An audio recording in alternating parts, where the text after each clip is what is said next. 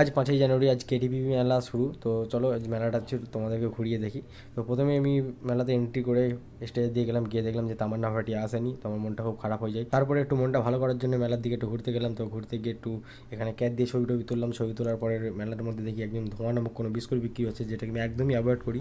Avoid করে সামনের দিকে আরেকটু আগিয়ে গিয়ে দেখি এখানে জিনির ওপর রাগ করে মেলার মধ্যে এসে একটা বিরাট ধরনের মেকআপ করে মেলার মধ্যে বসে আছে, যাতে জিনি তাকে না চিনতে পারে। তারপরে আমি উপহার জিতার লোভে চলে যাই বেলুন ফাটাতে। তো বেলুন ফাটিয়ে পেলাম এই 3 টাকা দামের সেফটি পিন, যেটা পেয়ে আমার মন আরও খারাপ হয়ে যায়। তো আমি যাই নাগরদোলা চড়তে, গিয়ে দেখি নাগরদোলার সামনেই করা হয়েছে টিকটকারদের ডান্স করার জন্য স্ট্যান্ড। বাড়িতে বাবা মায়েরা বাচ্চাদের লাফালাফির কারণে অসন্তুষ্ট হয়ে সেটা সহ্য না করতে পেরে মেলাতে নিয়ে এসে তাদেরকে লাফালাফির স্কুলে ভর্তি করে দেয়। সব কিছুর পরে এদিকে এটা কি দেখতে এসে দেখি এটা তো কেটিপির শেষ গেট। তারপরে ডান দিকে গিয়ে দেখি লাল কালারের এটা কি পড়ে আছে, সামনে গিয়ে দেখি এটা তো ফ্রি ফায়ারের ড্রপ বক্স। এদিকে দেখি কেউ কালো এবং অরেঞ্জ কালারের শরবত বিক্রি করছে, যেটার গায়ে লেখা ছিল থামস আপ ও ফান্টা। ওদিকে ফেসবুকের ভাইরাল মাখা কাকু সবার উপর রাগারাগি করে মাখামাখি বন্ধ করে দিল।